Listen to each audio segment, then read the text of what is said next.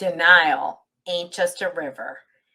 You gotta have open communication with your other kids when one kid is struggling, because trust me, everybody knows what's going on. Hi, I'm Dr. Roseann, and I'm a mental health trailblazer. And join me as we have real conversations about real solutions to kids' problems. And today, we're talking about how to talk to siblings of a child who might be struggling.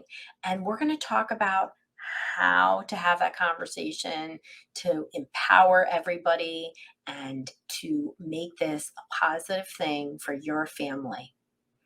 Let's dive in.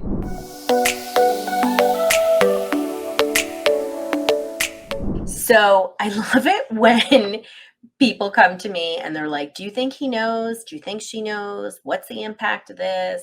Have this conversation with your kids. Trust me, because what happens is that we think, if we don't talk about it, that it's not real. And even the best of parents do this, that, I don't want to talk about, Fred's OCD with his brother, Brad. Do you like these names? Like Fred and Brad would be together. But I don't want to talk about it, Fred's OCD, because, we shouldn't. It's a private matter and we shouldn't do that. Listen to me. If you're living in a house with a kid who's got OCD, depression, ADD, dyslexia, we don't need to hide it. They all know. And in fact, what it does is it sends this message that when stuff is hard, we shouldn't talk about it.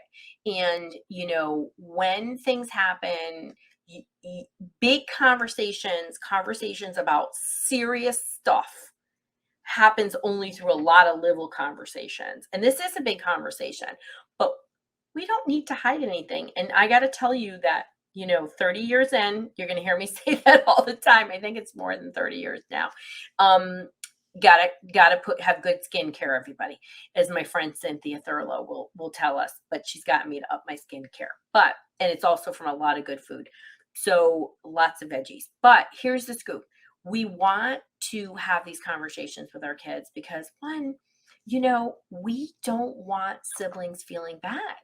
We want them to be like, oh, in my house, my kid Max, I talk about this openly. Max has struggled with PANS and PANDAS. So, PANS and PANDAS from Lyme disease is an infectious or toxin trigger, produces a misdirected immune response. The body starts attacking itself. It produces inflammation. And you get a sudden onset of neurocognitive or neuropsychiatric issues. Well, my kid had both.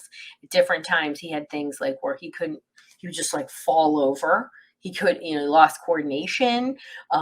Just a variety of things have happened. And some of them are freaking scary. I mean, as I like to say, there were times that my kid was like just full on batshit crazy. I didn't know if I was going to call the priest or an ambulance. And I don't mean that in anything bad or derogatory. I'm talking about my own kid.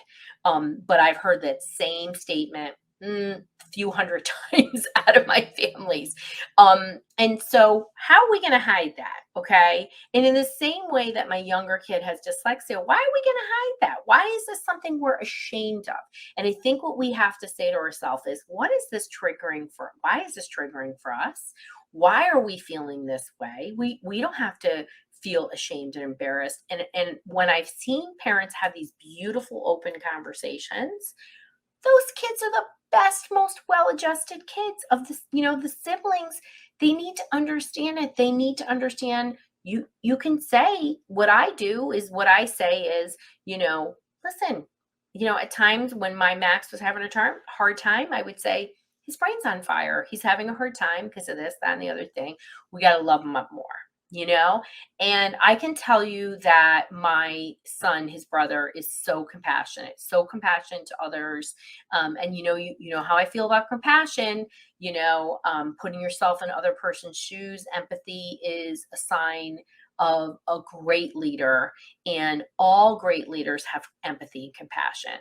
And it's a skill that needs to be developed over time, and we need to role model that. But we answer questions, we ask what they know, we listen, okay?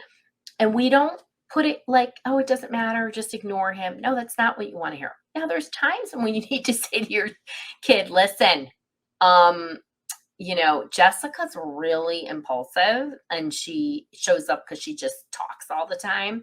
So you can ignore her. And you also can set a boundary like, Jessica, I need some quiet time right now. So we could do this or we could do this. So it's an opportunity for boundary setting in a loving way, right? It's very, very hard to be the sibling of somebody who is an externalizer, who's angry, who's punching things, who's scary, who's touching you. And I think that's a different conversation. And I think you have to talk about safety, if you should be getting psychiatric support for the whole family. That's not just the child who is the externalizer. And I'm not saying internalizers aren't difficult either. They can be frustrating, right?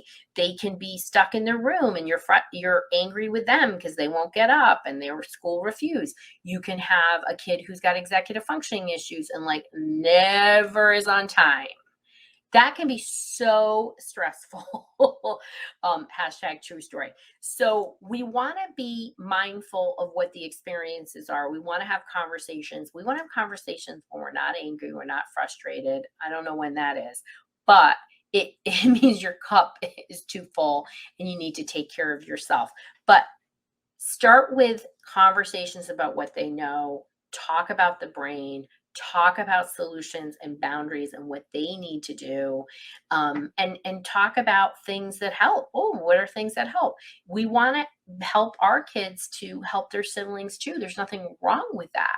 You can't say just ignore it. You really need to empower them. And the more control we give our kids, the more knowledge we give our kids, all our kids, the better able they are to manage their own feelings, regardless of whether your kid, the sibling, is a neurotypical kid, as we call, or a child who is neurodiverse, right? Has difficulties. So open conversations, ongoing conversations, a lot of loving language, a lot of listening and problem solving. These are all ways to help siblings better understand when their brother or sister has a mental health issue.